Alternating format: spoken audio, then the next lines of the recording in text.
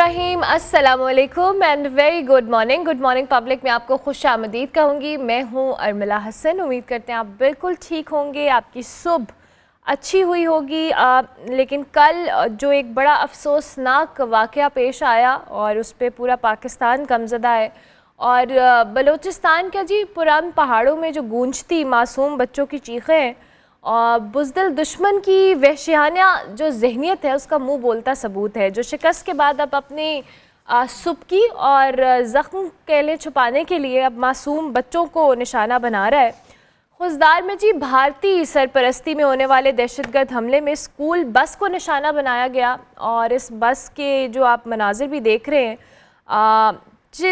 ये जो वाक़या पेश आया है, जिसे आप सानिया कहें, ये चंद ख़ानदानों का नहीं जी बल्कि पूरी कौम का जो दिल है वो लर्ज़ उठा है। कल ये मनाज़र देख के जब ये ख़बर भी आई और पाकिस्तान के ऊपर और जहाँ पे हम ये भारतीय सरपरस्ती में ये जो दहशत गर्दी है जो हम पाकिस्तान के अंदर फेस कर रहे हैं और करे जा रहे हैं, इसका कोई मसला जो अब हमें इंटरनेशनल लेवल के ऊपर बार बार कहा जाता है और इंडिया ये प्रूव करने की कोशिश करता रहा है इस पहलगाम इंसिडेंट के बाद कि टेररिज्म एक्टिविटीज़ में पाकिस्तान इन्वॉल्व है। लेकिन हकीकत इसके बिल्कुल बरक्स है, क्योंकि अब इस बात के वाज़े सबूत मौजूद हैं कि पाकिस्तान के अंदर भारतीय सरपरस्ती के अंदर जिस तरह से दहशतगर्दी की जा रही है, ये कल जो हमला है ये बच्चों के ऊपर तो हुआ ही है, लेकिन ये जाहिर है ये वो ज़ख्म है या वो सुबकी है जो इंडिया छुपाने की कोशिश कर रहा है और इसमें मासूम बच्चों की जानें जा रही हैं।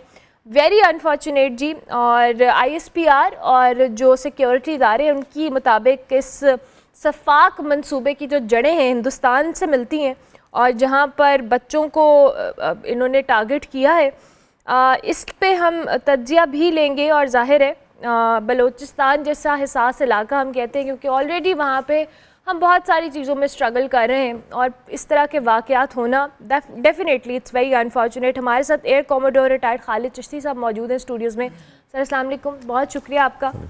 बड़ा अनफॉर्चुनेट वाक़या है जो कल आया और कल हुआ, जिस पे हम सब गमज़दा तो है, एट द सेम टाइम हमें गुस्सा भी है इस चीज़ का कि हमारे मुल्क के अंदर जिस तरह से भारतीय सरपरस्ती में दहशतगर्दी के वाक़यात हुए हैं। Thank you Armila for having me on your show. देखिए बड़ा अफसोसनाक है। पहले तो ज़ाहिर है मेरी हमदर्दी और कॉन्डोलेंस उस फैमिलीज़ के लिए जिनके लिए कहना आसान है कि बच्चियाँ तालीम हासिल करने गईं और उन्होंने एक किस्म के उनके जनाजे वापस वसूल किए। बहुत अफसोसनाक है, जितना कंडेम किया जाए वो कम है। और आपने सही कहा कि ये सॉफ्ट टारगेट सबसे आसान है, बच्चे निहत्ते होते हैं, ज़ाहिर अपने आप को डिफेंड नहीं कर पाते हैं। और जब ये पिछले दिनों जो हमारे ऑपरेशंस किया था हिंदुस्तान के ख़िलाफ़, आपके प्रोग्राम में भी और मुख्तलिफ़ प्रोग्राम्स में मैं कहता रहा, जब पूछा गया कि वे फॉरवर्ड क्या नज़र आता है आपको, तो मैंने कहा कि दुश्मन जब फ्रंट पे आपका महाज पे मुकाबला ना कर सके, हमसे 11 गुना ज़्यादा डिफेंस बजट है उनका, 1:11 के रेशो से, जब आप ना उस मुल्क को कुछ सबक सिखा सकें बकौल आपकी, अगर जो सिखाना था आपने, तो फिर मैंने यही अर्ज़ किया था कि प्रॉक्सी वॉर की तरफ जाएगा ये सारा। प्रॉक्सी वॉर का मतलब ही यही होता है कि आप हिडन एजेंडा करते हैं, लोगों को, मासूम लोगों को निशाना बनाते हैं। और मैं कहता हूँ मासूम लोगों में से भी बच्चियों का निशाना। देखिए स्कूल गोइंग बच्चियों का निशाना। आप क्या मैसेज देना चाह रहे हैं? आपने अपनी एक कमज़ोरी और शिकस्त अपनी इन ए वे मान ली है, फ्रंट पर भी मान ली है और इधर भी आपने मान लिया। ये अगर मुसलमान क्लेम करते हैं अपने आप को, तो मैं हैरान होता हूँ ये कौन सा मज़हब है जिसके नाम पे आप ऐसे बच्चियों को, बच्चियाँ ज़ाहिर आप ना डिफेंड कर सकती हैं। सबसे शायद अगर कमज़ोर कोई सिर्फ है तो ख़वातीन, और ऊपर से वो भी स्कूल गोइंग बच्चियाँ। इससे आपकी ब्रूटैलिटी भी ज़ाहिर होती है और आपकी फ्रस्ट्रेशन भी उनकी ज़ाहिर होती है और हेल्पलेसनेस भी साबित होती है। कितने आप हेल्पलेस हैं कि आप फ्रंट पे नहीं आ सके, आप समंदरों में आपकी हिम्मत नहीं हुई, ज़मीन पर आपने जुर्रत नहीं की, हवा में आपने इतनी मार खाई, तो अब आपके पास एक ही ऑप्शन है। उन्होंने कहा कि अब ये अच्छा। दूसरी बात ये है, मैं हमेशा कहता हूँ और कल शाम को कुछ प्रोग्राम्स में कह रहा था कि देखिए हमें भी देखना है। एक शॉर्ट टर्म है कि आप इनको, जिसको कहते हैं आयरन हैंड से मारें और इनका पीछा करें। आपको याद होगा BLA के हमने टारगेट्स पर पिछली 16 फरवरी पिछले साल पाक फ़िज़ाइया ने हमला किया था। वो टिट फॉर टैट नहीं, उससे भी ज़्यादा इसलिए था कि हमने मैसेज दिया था कि हमें जो भी हमारी कौम के बच्चों को या मासूम लोगों को, उसमें भी बच्चियाँ शहीद हुई थी, हम उसका पीछा करेंगे। यही रिजॉल्व हमें दिखाना पड़ेगा स्टेट को। दुश्मन आपके अंदर घुसता कब है? जब आपके अंदर तफरका हो, आपके अंदर इख्तलाफात हों, आप अंडर प्रिविलेज्ड हों, कुछ हैव्स एंड हैव नॉट का फ़र्क ज़्यादा बढ़ जाए। बिल्कुल सही। मेरी खुद बलूचिस्तान कोयटा में 2 दफ़ा पोस्टिंग रही है। मैं एक स्क्वाड्रन भी कमांड भी वहीं किया मैंने। ये देखिए वहाँ पे पंजाब और सिंध की निस्बत KPK में और बलूचिस्तान में हैव और हैव नॉट का ज़्यादा फ़र्क है। यानी कुछ एलीट है, प्रिविलेज्ड हैं, जो बहुत प्रिविलेज्ड हैं ज़्यादा, और आम लोगों से आप पूछें कि ये आपकी हुकूमत है, वो कहेंगे जी हमें क्या पता, हमारी मर्ज़ी से ना बनती है। वो हमें अपने वैक्यूम्स को भी कवर करना है। जिस मज़हब का ये नाम लेते हैं, मैं एक छोटी सी रेफरेंस देता हूँ मज़हब के नाम पे। जो हम कहते हैं, नबी करीम सल्लल्लाहु अलैहि वसल्लम के ज़माने में एक शख्स उनके पास आया और आके कहा कि मेरा बच्चा गुम हो गया। उसने लोगों साहबियों के सामने पूछा कि किसी ने मेरा बच्चा देखा? तो एक साहबी ने कहा कि मैंने फ़लाँ जगह तुम्हारा बच्चा खेलते हुए देखा। वो बड़ा खुशी से भागा, खुशी से कि मेरा बच्चा पता चल गया है।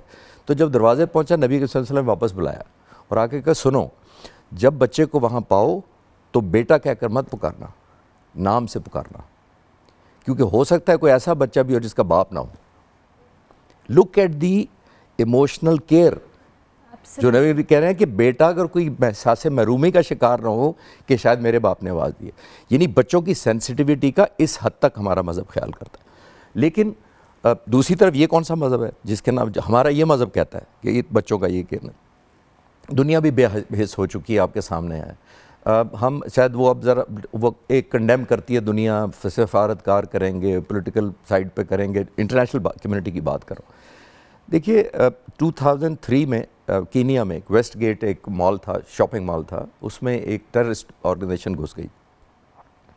वहाँ पर एक फायरिंग शुरू कर दी और कोई 67 के करीब कैजुअलिटीज़ डेथ हुई थी वहाँ पे उस वक्त 2003 में।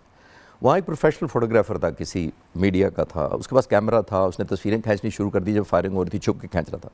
उसने एक माँ की तस्वीर खींची जो अपने बच्चे के ऊपर लेटी हुई थी फायरिंग से बचाने के लिए, और वो इतनी वायरल हुई पूरी दुनिया में। मैं ये कह रहा हूँ कि इधर किसी ने ये माँ को कभी पूछा? वो तो बचा रही थी और वो खुद माँ सर पर मौजूद थी। आप ये देखिए उस माँ की बेबसी जो घर से बच्चों को स्कूल का बैग या लंच या जो भी मील देकर रवाना करती है इस उम्मीद पर के, और इस टारगेट की। अब APS वाला ये रेप्लिका है। सिर्फ हमारी उस सेंस में खुशकिस्मती है कि वो तो 150 से ज़्यादा शहीद किए उन्होंने, और यहाँ बस में ज़ाहिर लिमिटेड बच्चे थे, कुछ शहीद हुए और कुछ ज़ख्मी हुए, 53 के करीब ज़ख्मी, 53 के करीब ज़ख्मी। सो ब्रूटल, मतलब इसको तो। लेकिन मैं फिर अर्ज़ करना चाहूँगा कि हमें ये प्रॉक्सी वॉर का सामना करना पड़ना है और ये मेंटली हमें तैयार होना पड़ेगा। This is a new normal जो दुश्मन चाहता है कि हमें फेस हो। 2 फ्रंट पे होता है ये। जब आप इस तरह की बात करते हैं तो एक तो आप एलिमेंट ऑफ इनसिक्योरिटी पैदा करते हैं लोगों के जहनों में, रिफ्ट करते हैं between the government and people. आप कहते हैं कि ये फ़र्क है बिकॉज आपको इनसिक्योर है। दूसरी इंपॉर्टेंट बात यह है कि आपने किसको हिट किया? एजुकेशन को। बुनियादी तौर पर आप चाहते हैं कि वो इस इलाके के लोग इलिटरेट रहें, हमारे लिए काम करते रहें। जितनी इलिटरेसी ज़्यादा होगी उतनी ही फ्रस्ट्रेशन ज़्यादा होगी उस एरिया में, उतनी ही लोगों में गैप ज़्यादा होगा और हैव एंड हैव नॉट का गैप ज़्यादा होगा।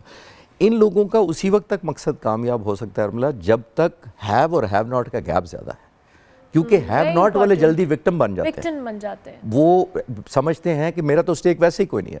आपने स्टेक होल्डर बनाना है उनको, गवर्नेंस में बनाना है, सेंस ऑफ पार्टिसिपेशन देनी है, जॉब्स देने हैं, आपने इक्वल अपॉर्चुनिटीज़ देनी है। आप उनको भी बच्चे उनके भी अफसर बनने चाहिए हर जगह। बिल्कुल ऐसा ही है। जितना गैप ज़्यादा देंगे उतना ही लोग कन्विंस जल्दी हो जाते हैं। यहाँ क्यों नहीं होते?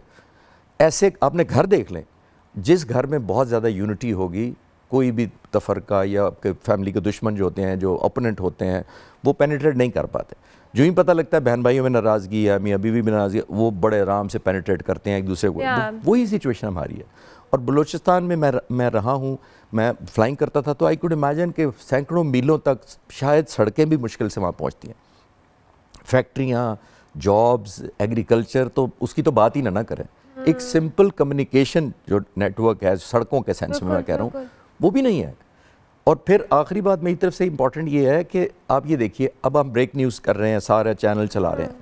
कभी आपने ऐसी न्यूज़ ब्रेक की है कि किसी को फांसी हुई हो? कभी तो हम टीवी पर आके सब कहेंगे, मीडिया पर आकर कहेंगे, एग्जाम्पलरी पनिशमेंट देंगे, पीछा करेंगे, छोड़ेंगे नहीं, फलाना। कभी आपने एग्जाम्पल सेट की है? वो एग्जाम्पल सेट करने में कामयाब हो जाते हैं कि जो पढ़ेगा उसको छोड़ेंगे नहीं, जो बाहर निकलेगा हम बस में धमाका कर देंगे, जो ये करेगा हम ये कर। हमने कभी हिंदुस्तान को हमने कैसा जवाब दिया? तो जब ईस्टर्न बॉर्डर पे आप दे सकते हैं तो वेस्टर्न बॉर्डर पर क्यों नहीं दे सकते?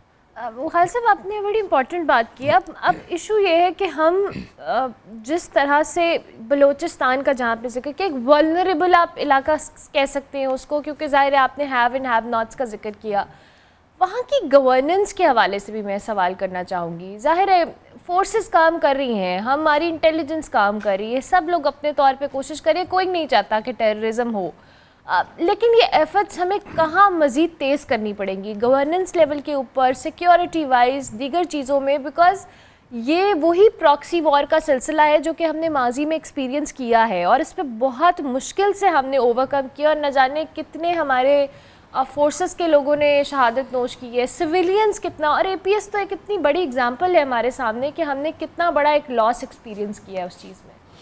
ये आपने बिल्कुल सही पॉइंट आउट किया है गवर्नेंस का। कल भी मैं एक प्रोग्राम में यही बात कर रहा था। देखिए, जितना सेंस ऑफ बिलोंगिंग एक हुकूमत में लोगों का ज़्यादा होता है ना, उतना ही ट्रस्ट ज़्यादा होता है, उतनी लॉयल्टी ज़्यादा होती है, उतना लोग केयर, उतना बॉन्डेज ज़्यादा होता है। जब मुझे ये पता है कि अगर आप मिनिस्टर हैं, आप प्राइम मिनिस्टर हैं, आप कुछ हैं, लेकिन आप मेरी नुमाइंदगी कर रहे हैं, तो मेरे अंदर एक sense of element of relief, एक सेटिस्फैक्शन, एक कनेक्टिविटी रहती है गवर्नेंस के साथ। अब अनफॉर्चुनेटली अगर आप माने या ना माने, बलूचिस्तान में पिछले 20-25 साल से हुकूमतें कैसे बनती है? चंद ग्रुप से, चंद फ्यूडल्स, चंद लॉर्ड्स हैं, चंद सरदार हैं, वो जिस तरफ एक दिन सोचते हैं कि आप हम चार ने मिलकर हुकूमत बनानी है, वो बना लेते हैं। अगली हुकूमत 4 साल बाद, 2 साल बाद, जितनी, वो कहते हैं चले ये सरदारों की बारी हो गई, अब ये। कभी आपने कॉमन मैन को देखा हो कि ग्रो किया हो, उसको पार्टिसिपेट?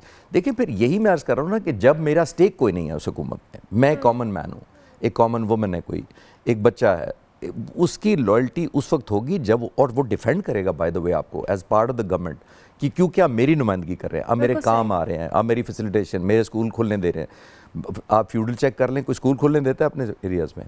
हमें, मेरी नज़र में अब वे फॉरवर्ड ये है कि हमें गवर्नमेंट को, अगर सारे बलूचिस्तान को नहीं कर सकते, जोग्राफिकली सबसे बड़ा सूबा है, रिसोर्सेज रिलेटिवली कम है, हम कोई मॉडल जिसको कहते हैं, एक विलेज, कोई टाउन हम बना सकते हैं जो हम कहें कि अगर देखो हमारे मेन धारे में आओगे, ये स्कूल होगा बच्चों का, ये आपका मस्जिद इबादत पार्क होंगे बच्चों के, ये प्लेग्राउंड्स होंगे बच्चों के। कोई ऐसा आज तक हम एग्जाम्पलीफाई कर सके हैं?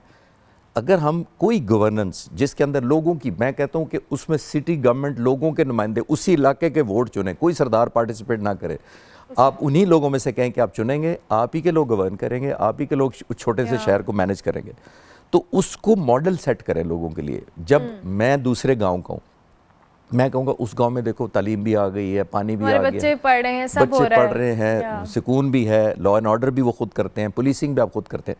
देखें, मैं extra ordinary problems need extra ordinary solutions. Absolutely. Theory में आप कहना कि जी अच्छा करेंगे, जी छोड़ेंगे नहीं, पीछा करें, ये प्रेस कॉन्फ्रेंस आप विद ड्यू पॉलिसी उठा के देख लें, जब ये दहशतगर्दी हुई है वही प्रिंट हम पढ़ देते हैं, सारे लीडर आकर, लॉ एंड ऑर्डर, ये जो पुलिस और दूसरे महकमे भी है, हम पीछा करेंगे, हम छोड़ेंगे नहीं। इससे फ़र्क क्या पड़ेगा? और फिर वो जैसे मैंने थोड़ी देर पहले क्या, जुडिशरी सिस्टम हमारा है ऐसा कि पनिशमेंट, कभी आपने फांसी की खबर दी हो कि आज फांसी दी जा रही है, आज इतने लोगों को इतनी जेल हुई है, हम तो फॉलो नहीं करते। सो जो टेररिस्ट होते हैं या ऑर्गेनाइजेशन होती हैं, वो इसको अपने लिए ब्रीडिंग ग्राउंड पॉजिटिवली तैयार करते हैं कि देखो कुछ नहीं होता, आज तक वो पकड़ा भी गया तो देखो हमने 2 महीने बाद बेल करा ली थी उसकी। This is what it is. हम सबको, जुडिशरी को, लॉ एंड ऑर्डर मेंटेन करने वाली तमाम फोर्सेस को, और सबसे बड़ी बात देखिए, जब नहीं होती पनिशमेंट या सज़ा नहीं होती, तो लॉ एनफोर्समेंट एजेंसीज के लिए भी सबसे बड़ी डिमोटिवेशन होती है। You're right. कि पकड़ना क्या है, ये तो 2 महीने बाद आ जाएगा फिर, और ये मेरे बच्चों को ही हमला करेगा या अगवा करा लेगा। That's very unfortunate. और बहुत इंपॉर्टेंट बात की कि हमें एक मॉडल सेट करना पड़ेगा या एग्जाम्पल सेट करनी पड़ेगी, अदरवाइज़ हम इस प्रॉक्सी वार में ना जाने माजी के अंदर कितना कुछ खो चुके हैं, और अल्लाह ना करे आइंदा ऐसा कोई वक्त आए। Thank you very much Khalsa, बहुत शुक्रिया। ब्रेक लेनी है, ब्रेक के बाद वापस आए।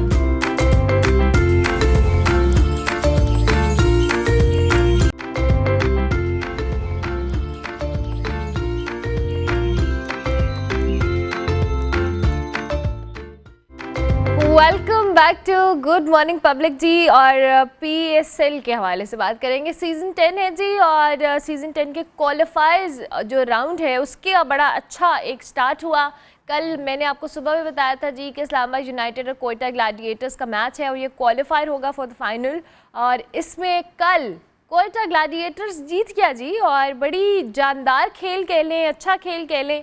कोयटा ग्लैडिएटर्स ने खेला, इस्लामाबाद यूनाइटेड को 30 रन से शिकस्त दी और फाइनल में अपनी जगह को उन्होंने पक्का कर लिया है। लाहौर के कद्दाफी स्टेडियम में जी ये मैच हुआ और कोयटा ने टॉस जीता, बैटिंग का फैसला किया, 6 विकेटों के नुकसान पर 209 रन स्कोर किए और उसके बाद फिर फ़हीम अशरफ 45 रन की उन्होंने इनिंग खेली और फिर जब हदफ का ताकुब करना था इस्लामाबाद ने तो पूरी टीम जी 179 रन पर ऑल आउट हो गई। इस्लामाबाद की जानिब से जी साहबजादा फरहान कल बड़े फॉर्म में नज़र आए और उन्होंने 52 रन स्कोर किया, जबकि कोयटा की जो बॉलिंग लाइन कह लें या बॉलिंग साइड कह लें, दैट वाज वेरी इम्प्रेसिव। उन्होंने बड़ा काबू में किए रखा है सारे उस मैच के दौरान और उस्मान तारिक ने जी तबाहकुन किस्म का कह लें स्पेल किया, 3 खिलाड़ियों को पवेलियन की राह दिखाई, जबकि मोहम्मद आमिर और फ़हीम अशरफ जो 2-2 विकेटें लेने में कामयाब हुए। इब्रार अहमद और मोहम्मद वसीम ने भी एक एक विकेट ली। ये जो कल का मैच है और उसके बाद आज जो मैच होने वाला है, it's going to be very interesting. Lahore versus Karachi, Islamabad और कोयटा का कल हो गया है। सैयद मोहम्मद अवैस हमारे साथ मौजूद है। अस्सलाम वालेकुम अवैस, गुड मॉर्निंग, कैसे हैं आप?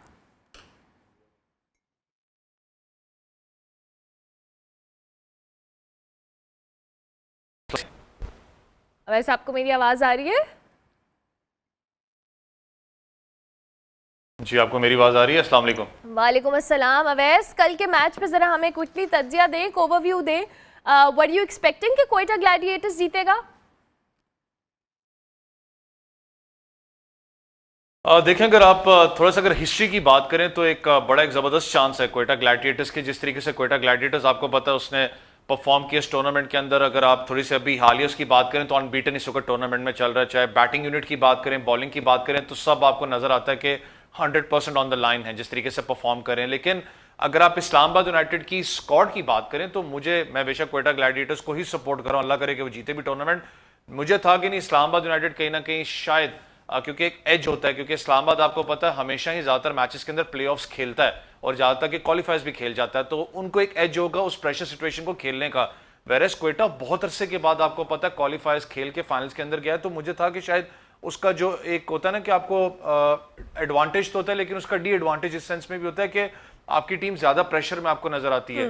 लेकिन जिस तरीके से कल कोयटा ग्लैडिएटर्स की बैटिंग यूनिट की आप बात करें, फिल एलन ने परफॉर्म किया, नीचे चंदीमल आके उसने परफॉर्म किया, बॉलिंग यूनिट के अंदर आप उस्मान तारिक को देखें, वो जबरदस्त परफॉर्म कर रहा है, तो एक प्रॉपर कलेक्टिव यूनिट आपको नजर आता है। इस्लामाबाद यूनाइटेड के खिलाफ यही अमली आपको चाहिए कि अगर आप इस्लामाबाद को प्रेशर में लेके आना चाहते हो तो आपको उनके जो ऊपर का जो ऑर्डर है उसको ब्रेक थ्रू देना पड़ेगा। कोलैटरल डैमेज आप जितनी जल्दी उनका करेंगे, जितनी जल्दी उनको प्रेशराइज करेंगे, वही सिचुएशन आपको नजर आएगी।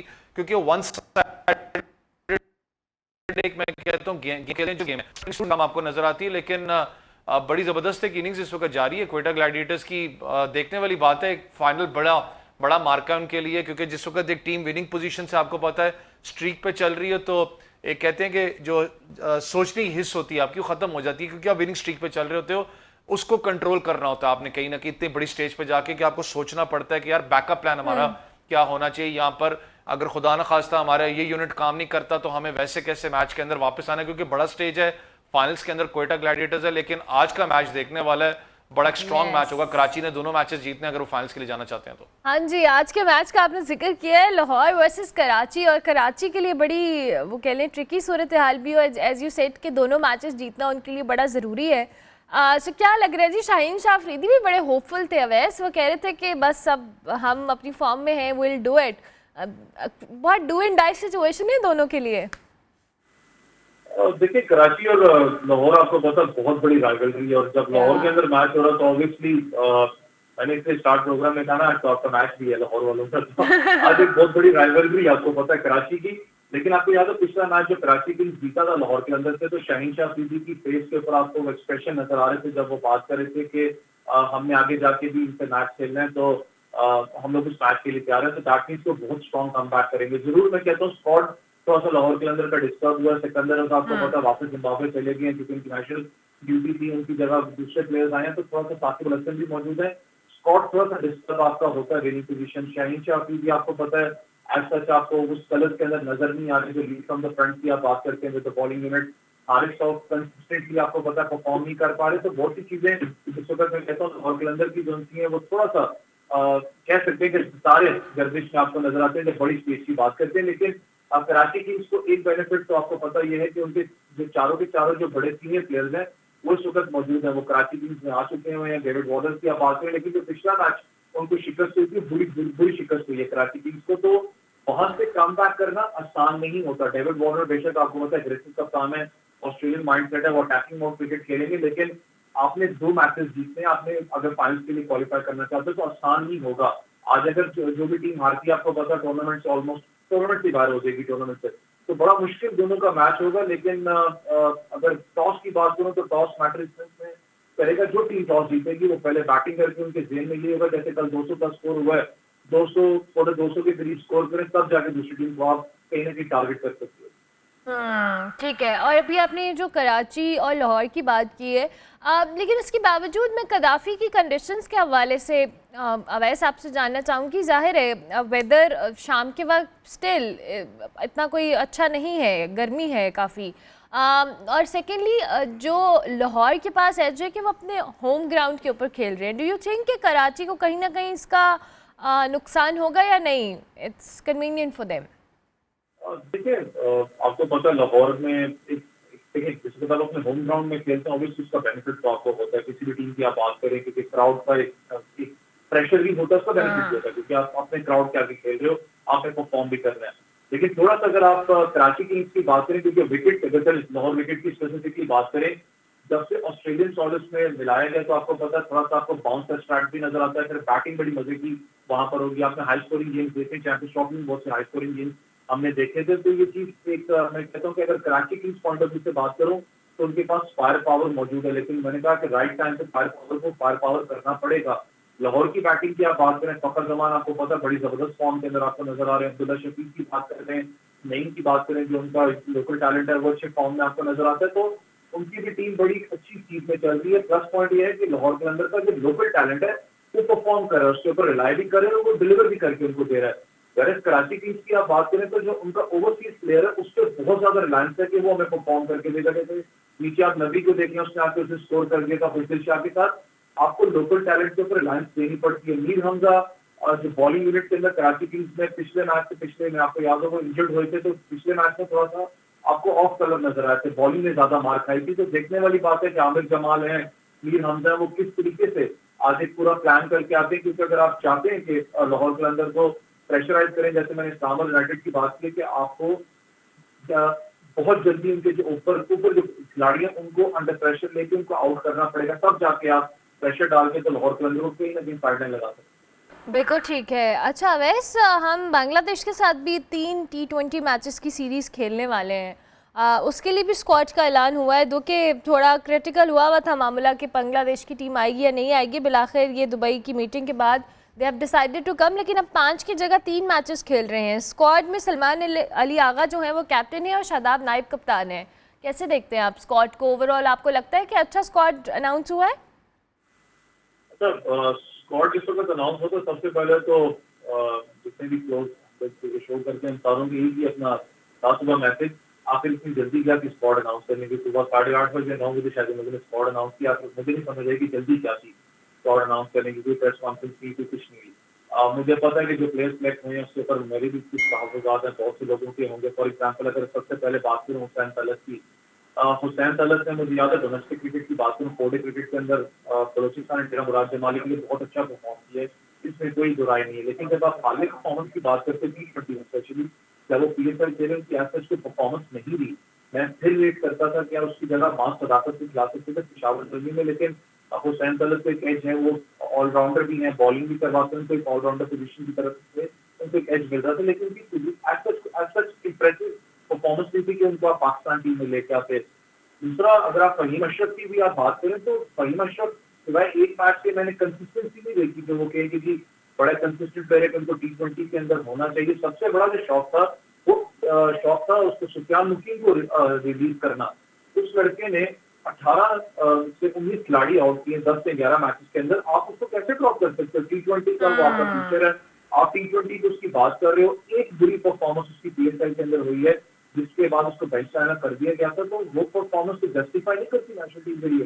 नेशनल टीम का प्रेशर डिफरेंट होता है, उसने परफॉर्म करके दिया आपको, तो सब सबसे बड़ा मसला सलमान अली आगा इस्लामाबाद यूनाइटेड में ऐसा वाइस कप्तान कह रहे हैं, शदाब खान कप्तान है, पाकिस्तान टीम में वो कप्तान है सलमान अली आगा। अगर पूरे बैटिंग स्क्वाड की बात करो जिसमें फखर जमान आपके पास है, हारिस आपके पास मौजूद है, आप सलमान अली आगा को कहाँ फिट करेंगे तीसरे चौथे नंबर पे? तो ठीक हो गया। ठीक है, 3 मैचेस हैं, सैंपल साइज बड़ा नहीं है, लेकिन ये लड़के इनको बैकअप तो करना है। अल्लाह करे कि अच्छा पॉजिटिव रिजल्ट आता है। अल्लाह करे आमीन। Thank you very much Awais, बहुत शुक्रिया। सैयद मोहम्मद अवैस हमारे साथ मौजूद थे। आज लाहौर वर्सेस कराची मैच होने वाला है, होपिंग फॉर द बेस्ट जी। और बांग्लादेश स्क्वाड के हवाले से भी अवैस अपना कमेंट दे रहे थे। हम ब्रेक लेते हैं, ब्रेक के बाद वापस आते हैं।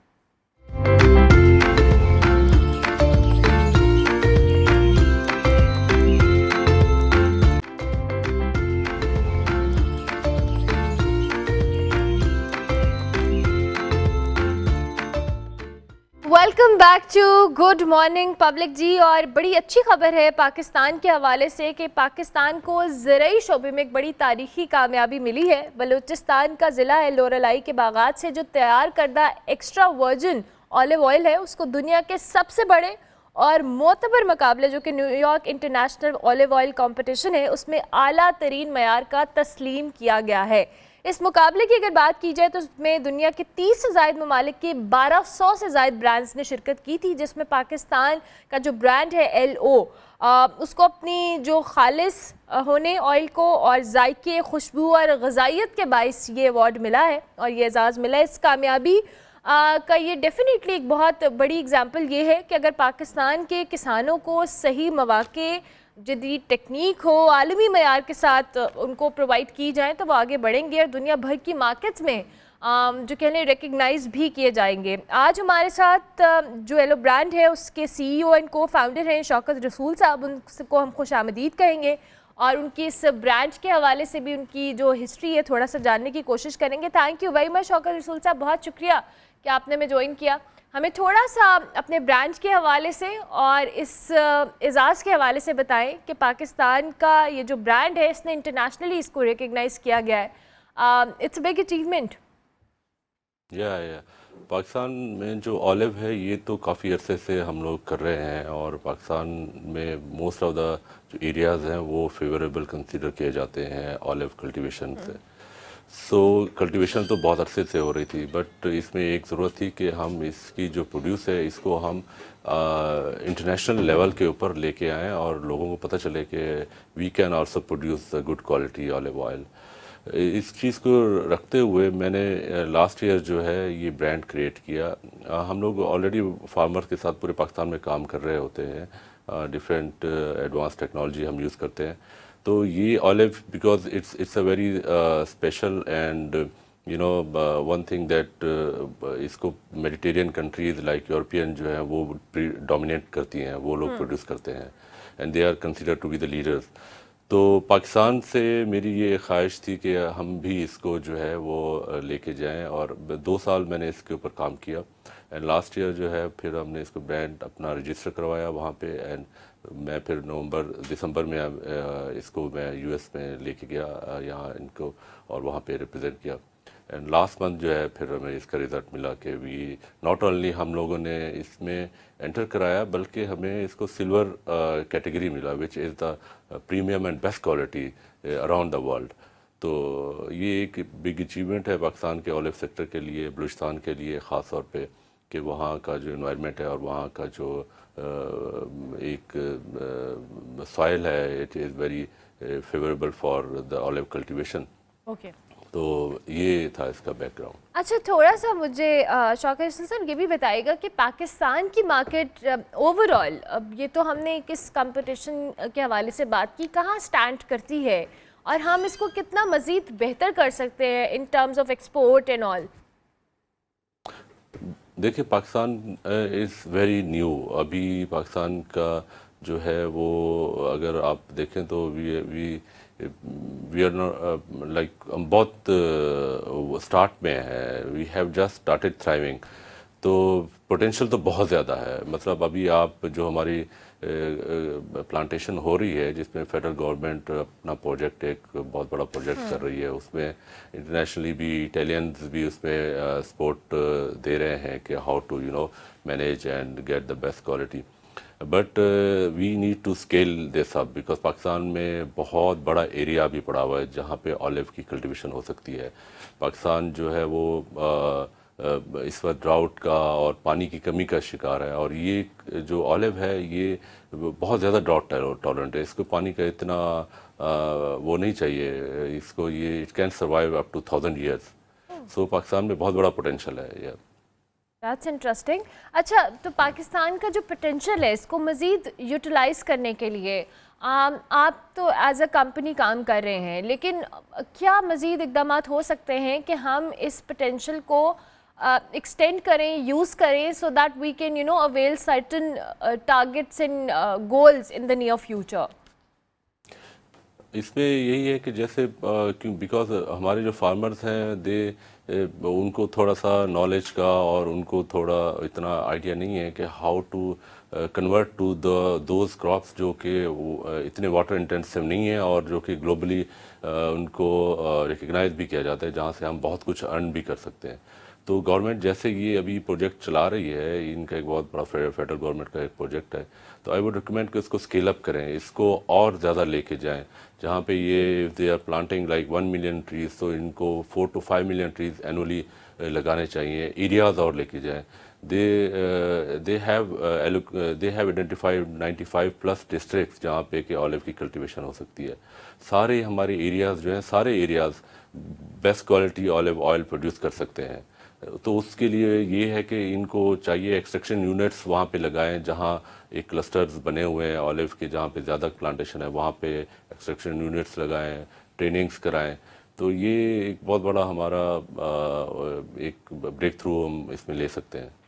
अच्छा शौकत साहब, ये सिर्फ ऑलिव्स की हद तक बात है या हमारे पास और भी जो मुख्तलिफ चीज़ें हैं, प्रोडक्ट्स हैं, उनकी कल्टिवेशन से हम मज़ीद अपने इस साइकिल को एक्सपैंड भी कर सकते हैं और इसका पोटेंशियल भी यूज़ कर सकते हैं? देखिए, अभी पूरी दुनिया में एक बहुत बड़ा फिनोमिना राइज हुआ है कि हमने अपना जो नेचुरल कवर है, क्लाइमेट चेंज है और जो वाटर कंजर्वेशन है, इसके अंदर रहते हुए हमने अपनी प्लांटिंग स्ट्रेटजी एंड एग्रीकल्चर को लेके जाना है।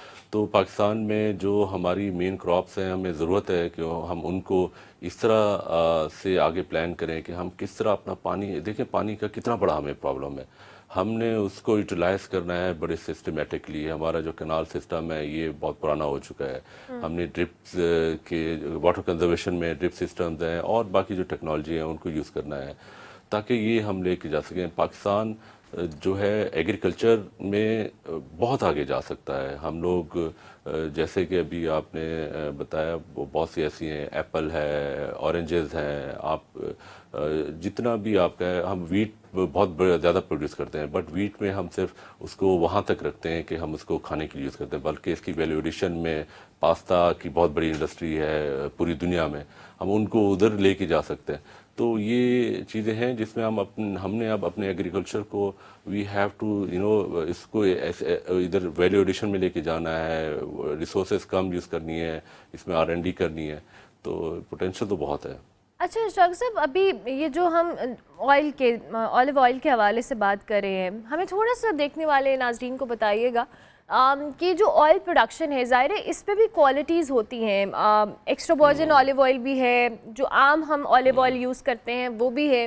डिफरेंस और इनकी जो मार्केट वैल्यू है वो किस तरह से वेरी करती है इंटरनेशनली भी? देखिए, हमारे पास जो अभी इस वक्त पाकिस्तान में जो क्योंकि गवर्नमेंट सपोर्टेड एक्सट्रैक्शन मिल्स लगाई हैं इन्होंने, जो कि बड़ी ज़बरदस्त मिल्स हैं और ये इन्होंने अभी इंपोर्ट किए हैं कुछ सालों में।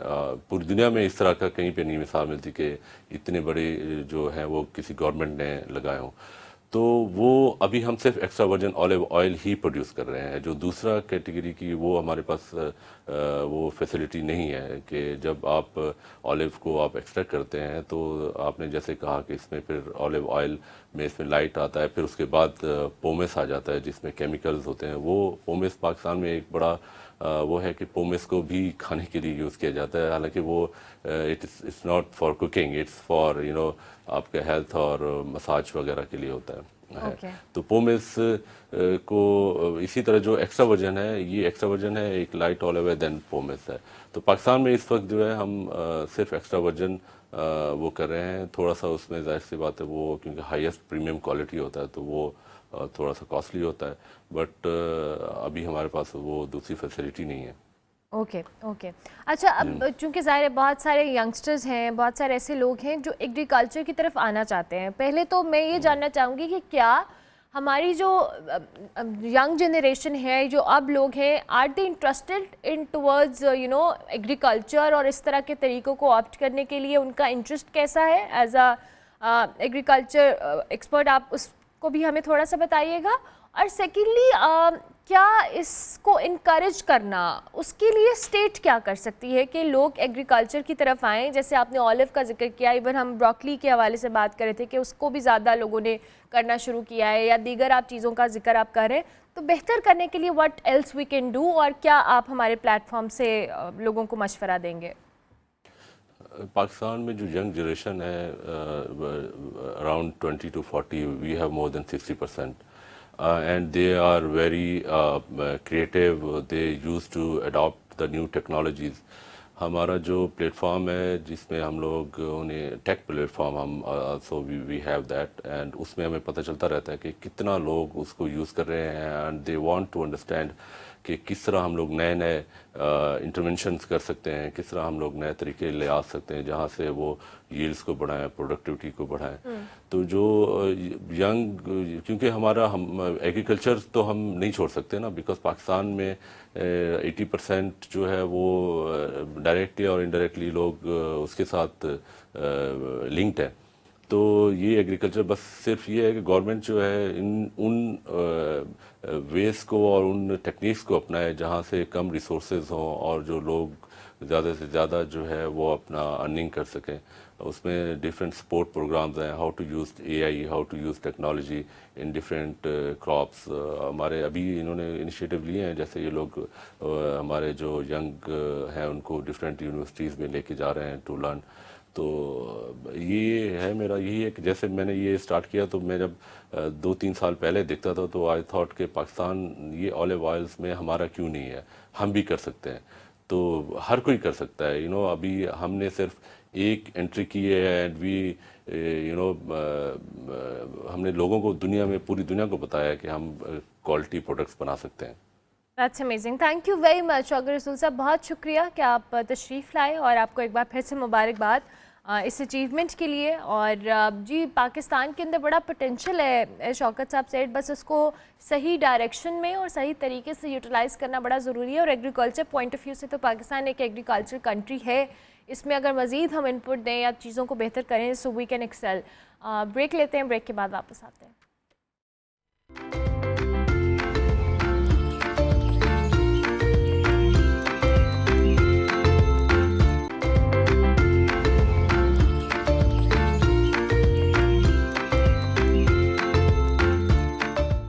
Welcome back to good morning public. जी, आज जिस इम्पॉर्टेंट टॉपिक के हवाले से हम बात कर रहे हैं, इट्स वेरी इम्पॉर्टेंट कि इसको डिस्कस भी किया जाए। और रिसर्च बेस्ड काम को हम हमेशा इनकरेज करने के हवाले से बात करते हैं।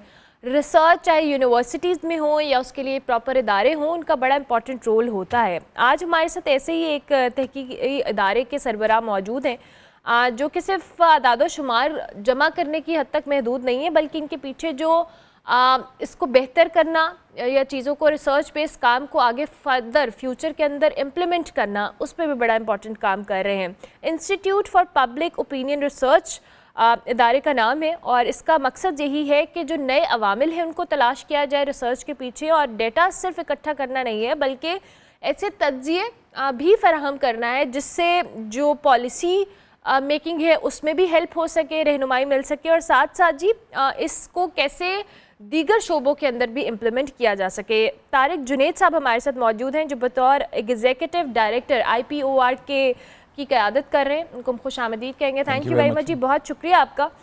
हम ज़रूर जानना चाहेंगे कि ये जो रिसर्च बेस्ड काम है पाकिस्तान के अंदर, आपका इदारा किस तरह से काम कर रहा है। एंड सेकेंडली, सिर्फ डेटा कलेक्शन की हद तक महदूद नहीं है, पॉलिसी मेकिंग हो या दीगर स्ट्रैटेजीज़ को प्लान करना, उसमें भी खासा हेल्पफुल होगा। जी बिल्कुल, थैंक यू वेरी मच। ये दुनिया भर में एक्सेप्टेड साइंस है, और डाटा राय के ज़रिए इकट्ठा किया जाता है, एक साइंटिफिक तरीके से इकट्ठा किया जाता है। उसके बाद जो है उसके ऊपर एक रिपोर्ट जनरेट की जाती है। तो वो काफ़ी हेल्प करता है जो डिसीजन मेकर्स हैं या स्टेक होल्डर्स हैं उनको, कि वो उसकी रोशनी में जो है कोई फ़ैसले कर सकें, जिससे जो है ना आवाम का भी और उनका कंपनी का और इदारों का भी जो उसमें फ़ायदा हो। ठीक है। अच्छा, अब थोड़ा सा हमें बताइएगा कि सर्वे और जो रिसर्च होता है ये किस तरह से पॉलिसी मेकिंग में हेल्प करता है, और आपका इदारा इस हवाले से क्या कर रहा है? जी, हमारा इदारा का एक कंप्लीट सॉल्यूशन प्रोवाइड करता है। सर्वेज बेसिकली देखिए, लोगों से राय लेना या डाटे को कलेक्ट करना फील्ड से, उसको एक साइंटिफिक तरीके से किया जाता है। उसमें हम अक्सर एक मिसाल ये देते हैं कि जब आप जाते हैं अपना ब्लड टेस्ट करवाने के लिए, तो आप सिर्फ एक ब्लड का कतरा देते हैं और आपकी बॉडी का पूरा पता लग जाता है कि उसमें क्या ख़राबी है, या यूरिक एसिड ज़्यादा है या कोलेस्ट्रॉल ज़्यादा है। तो इसी तरह हम भी जो राय जो इकट्ठी करते हैं लोगों की, या जो हम सैम्पलिंग करते हैं जिसमें हम अपनी ज़ुबान में कहते हैं, वो एक खून के कतरे की तरह होती है। तो वो हम जब ले लेते हैं, उसके बाद उसके मुताबिक हम पूरी सोसाइटी को या उसके माशरे की रिफ्लेक्शन उसमें हम बताते हैं कि आवाम की सोच ये है और आवाम ये चाहती है और आवाम ये करना चाहती है। तो उससे जो भी हमारे डिसीजन मेकिंग इदारे हैं उनको ये हेल्प मिलती है कि आवाम की सोच के मुताबिक वो फ़ैसले कर सकें। ठीक हो गया। अच्छा, आपके इदारे ने हाल ही में ट्रैक एंड ट्रेस रजीम पर भी एक सर्वे किया है। थोड़ा सा हमें सर्वे के हवाले से बताइएगा, किस बारे में था और क्या इसके रिजल्ट्स आए? जी, देखिए, in line with our work वही जैसा था। तो हमें इंडस्ट्री के लोगों ने कहा कि आप डाटा इकट्ठा करके हमें बताएं कि पाकिस्तान में जो प्रेवलेंट वो है सेल है, वो उसकी रेशो लीगल वर्सेस इलीगल कितनी। क्योंकि ये शायद बहुत सारे लोगों को पता हो कि 2021 में गवर्नमेंट ने ये इंट्रोड्यूस किया था कि हर जो टबैको की प्रोडक्ट है, जो सेल है, वो एक ट्रैक एंड ट्रेस सिस्टम के तहत होगी। और इसका मकसद हुकूमत का रेवेन्यू जनरेट करना था, रेवेन्यू बढ़ाना था। और ये बड़ा हाईएस्ट पेड रेवेन्यू जो ना पेड सेक्टर है, one of the highest paid जो है ना, जो रेवेन्यू जमा करवाते हैं FBR को। तो फिर हमने इसके सैम्पलिंग की और मुल्क भर में तकरीबन 19 डिस्ट्रिक्ट्स में हमने जो है ना, जो सेल पॉइंट है जहाँ पे सिगरेट्स वगैरह सेल होती हैं, शॉप्स हो गई, खोखे हो गए या बस स्टॉप वगैरह हो गई, वहाँ से हमने डाटा इकट्ठा किया। वो डाटा इकट्ठा करने के बाद हमें ये पता लगा कि पाकिस्तान में 413 ब्रांड्स हैं ओवरऑल जो बिक रहे हैं। उन 413 में से सिर्फ 19 लीगल ब्रांड है, बाकी जो 394 ब्रांड्स हैं वो इलीगल ब्रांड्स। अब उनकी भी आगे से हमने इसी फाइंडिंग के ज़रिए, जब डाटा हमारे पास आ गया, then we can play around with the data, आगे से तकसीम की, तो पता चला जो मार्केट शेयर है लीगल ब्रांड्स का वो 46% है और 54% जो है ना इलीगल ब्रांड्स हैं पाकिस्तान में जो सेल आउट हो रहे हैं। और उन जो 54% का भी आगे जब हमने मज़ीद एनालिसिस किया तो पता लगा कि जो है 54% जो है वो स्मगल ब्रांड्स हैं और 45% स्मगल ब्रांड्स हैं और 55% जो हैं वो locally made duty not paid brands हैं। यानी कि यहाँ पे ही तैयार हो रहे हैं और वो उनके ऊपर टिकट जो है TTS जो स्टैंप है, ट्रैक एंड ट्रेस वाली स्टैंप नहीं लगी हुई, वो मार्केट शेयर। सो इसका जो इम्प्लीकेशन है मैं आपको बताऊंगा तो बड़ा हैरान कुन नतीजे हैं कि जो ये सेक्टर है तकरीबन 300 अरब का सालाना टैक्स जमा कराता है गवर्नमेंट को। तो इसका मतलब अगर लेट से हम फ़र्ज़ कर लें कि हाफ़ एंड हाफ़ है, कि हाफ़ जो है मार्केट शेयर अगर लीगल ब्रांड्स का है तकरीबन और हाफ़ इलीगल ब्रांड्स का है, तो इसका मतलब ये है कि गवर्नमेंट को 300 अरब का रेवेन्यू लॉस हो रहा है। अगर गवर्नमेंट जो इलीगल ट्रेड के ऊपर इसको क्लैम करे, इसके ऊपर इसको रोके, कैसे करेगी? क्योंकि अभी तक अगर ये मार्केट में चल रहे हैं, ऑपरेट हो रहे हैं, तो ऐसा तो नहीं कि सब बेखबर होंगे या किसी को पता नहीं होगा? नहीं, जैसा आपने पहले पूछा था, जब ये हमारी स्टडी आई थी दिसंबर में, तो हमने बाद में गवर्नमेंट के सामने भी ये रखी, FBR के नुमाइंदों के सामने भी ये रखी, पार्लियामेंटेरियंस के सामने रखी हमने। जो नेशनल असम्बली की फाइनेंस कमेटी है, उनके चेयरमैन है नवीद कमर साहब, उनको भी बताया। तो एक बड़ी जो अचीवमेंट मेरा ख्याल है पॉजिटिव ये आई कि उन्होंने एक रिसेंटली एक SRO जो है वो जारी किया है, जिसमें इस इलीगल ट्रेड को रोकने के लिए पुलिस को ये इख्तियारात दिए जा रहे हैं कि वो जो है सेल पॉइंट्स पर अब छापे मार सकती है। पहले कोई इस तरह का नहीं था। अब ना सिर्फ ये कि वो शॉप को कन्फिस्केट कर सकते हैं और शॉप को बंद कर सकते हैं, तो तकरीबन 6 महीने से 3 साल तक की कैद भी हो सकती है। तो अब ऐसा हो रहा है? अभी ये SRO अभी इम्प्लीमेंट हो गया है और मेरा ख्याल है कि अब से ये इख्तियारात जो हैं पुलिस के पास आ जाएंगे। पुलिस के पास आ जाएंगे, ठीक हो गया। अब ये इकदाम तो चले, ये छापे मारेंगे, अंदर करेंगे, लेकिन at the end of the day हमें भी पता है कहीं ना कहीं कि ये चीज़ एक जगह पे आके रुक जाती है, स्टेगनेट हो जाती है, और फिर इम्प्लीमेंटेशन और दीगर मामलात बड़े चैलेंजेस होते हैं। इस पे आपने कोई राय दी अपनी? जी इसमें देखिए, जब हमने FBR के नुमाइंदों को और गवर्नमेंट के नुमाइंदों को ये बताया कि जी इतनी ज़्यादा इलीगल सिगरेट की मार्केट है, तो वो तो अपने रिसोर्सेज का कहते हैं जी हमारे पास इतने रिसोर्सेज नहीं है। एक अंदाजे के मुताबिक पाकिस्तान में 7.5 लाख दुकानें हैं जहाँ पे ये सिगरेट सेल होते हैं, तो इतने रिसोर्सेज ये FBR के पास नहीं है कि वो जाके उधर छापे मारें और वो करें। लेकिन उसके नतीजे में ये जो इख्तियारात दिए हैं, तो ये उसी का नतीजा है कि जब उन्होंने ये रिज़ल्ट निकाला कि क्योंकि FBR हर जगह नहीं पहुंच सकती, तो क्यों ना जहां ऑलरेडी मौजूद हैं इख्तियारात वाले जो ऑफिशल्स हैं, जो तो इसको जो एडमिनिस्ट्रेशन है उसको जो है ना इख्तियार दे दिया जाए कि वो ये करे। सो लेट्स होप कि अब ये इसके बाद शायद इलीगल ट्रेड जो है ना कम से कम एट सेल पॉइंट लेवल। लेकिन एक जो चीज़ मैं इसमें यहाँ बताना चाहूँगा कि जब तक स्मगलिंग नहीं रोकी जाती, अब वो भी तो उसको भी तो आपने बंद करना है वहाँ पे भी। तो पाकिस्तान में स्मगल प्रोडक्ट्स आ रही हैं, या पाकिस्तान में जो लोकली मैन्युफैक्चर करते हैं करके और उसको बेचते हैं, जहाँ पे इनकी फैक्ट्री हैं वहाँ पे अगर आप नहीं उसको रोकते हैं, तो मेरा नहीं ख्याल कि ये कितना इफेक्टिव स्टेप होगा। अच्छा, अभी ये आपने एक अच्छी चीज़ हमारे आगे रखी है, ये वो चीज़ें हैं जो कि रिसर्च के थ्रू हम बहुत सारी चीज़ों को काउंटर कर सकते हैं। जैसे आपने इस हवाले से रिसर्च दी, गवर्नमेंट को सजेशन दी, उन्होंने कई सारा इम्प्लीमेंट कराया, अब इस पे आगे फर्दर। इसी तरह हमारे और भी दीगर सेक्टर्स हैं जहाँ पर हमें ये चैलेंज दरकार है कि हमारे पास रिसर्च नहीं है, हमारे पास आदाद शुमार उस तरह से एक्यूरेट नहीं है, और फिर उस पर पॉलिसी मेकिंग में हम किस तरह से इसको इम्प्लीमेंट कर सकते हैं। सो आपका इदारा और किन किन डोमेन्स के अंदर रिसर्च बेस्ड वर्क प्रोवाइड करने के हवाले से काम कर रहा है? बहुत शुक्रिया। देखिए जी, हम तो हर वक्त मुख्तलिफ मौज़ूआत पर सर्वेज़ और रिसर्चेस वगैरह करते रहते हैं, जिसमें ओपिनियन भी कलेक्ट करना है या डाटा कलेक्ट करना है। तो जिस तरह गवर्नमेंट की कुछ पॉलिसीज़ होती हैं जो इम्प्लीमेंट करते हैं, या वो कोई फैसिलिटीज़ लोगों को देते हैं, तो हम ये भी जज करके गवर्नमेंट को ये बताते हैं कि उसका कितना फ़ायदा हो रहा है। फॉर एग्जांपल आपको पता है पंजाब गवर्नमेंट ने बहुत सारे इनिशिएटिव्स लिए हुए हैं, तो क्या उन इनिशिएटिव्स को लोगों तक वो पहुंच रहे हैं फ़ायदा? क्या वो जो वो अचीव करना चाहते हैं गोल, जिसमें बेसिकली ये है कि लोगों को पॉवर्टी से निकाला जाए, लोगों की हेल्प की जाए हेल्थ में, एजुकेशन सेक्टर में, क्या वो वाकई में हो रहा है? सो हमारा इदारा जो है ये भी सर्विसेज प्रोवाइड करता है, या हमारे जैसे और भी इदारे मार्केट में हैं कि वो जाके एग्जैक्टली उसको हम कहते हैं थर्ड पार्टी वैलिडेशन, कि आपने कोई प्रोजेक्ट इम्प्लीमेंट किया तो क्या वाकई में वो आपको डिलीवर कर रहा है या नहीं कर रहा। तो ये भी हम लोग इसी रिसर्च के ज़रिए करते हैं। ठीक हो गया। अच्छा, थोड़ा सा इन द एंड हमारे देखने वालों को बताइएगा कि पाकिस्तान के अंदर रिसर्च और सर्विस का किस हद तक एक गैप मौजूद है, और इसको हमें कितना इम्पॉर्टेंट है फिल करना। बिकॉज़ आपका इदारा सिर्फ एक इदारा काफ़ी नहीं होगा, हमें हर इदारे के अंदर, हर यूनिवर्सिटी के अंदर, हर जगह पे एक सिस्टम रिसर्च का रखना पड़ेगा, ताकि हमारी जो पॉलिसीज़ भी हैं या हमारी जो आउटपुट्स हैं वो भी उसके साथ रेजोनेट कर सकें। बिल्कुल ऐसे ही है।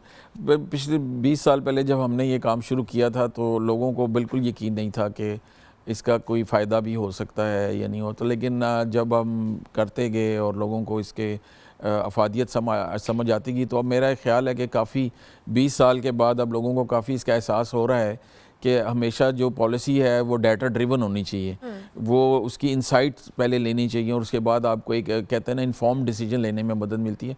तो बहुत सारे इदारे आ रहे हैं, इसमें कर रहे हैं, और ये तो मैं यही कहूँगा कि कोई भी काम करने से पहले एक अच्छा वेल रिसर्च जो है वो अपना आपका होमवर्क होना चाहिए, ताकि आप जो है ना उसके फ़ैसले सही कर सकें। हो गया। Thank you very much Tariq Junesa, बहुत शुक्रिया कि आप तशरीफ़ लाए हमारे साथ। Institute of public opinion research के एग्जीक्यूटिव डायरेक्टर तारिक जुनेसा मौजूद थे जी, और इनके इदारे का जो काम है इस हवाले से बता रहे थे। ब्रेक लेते हैं, ब्रेक के बाद वापस आते हैं।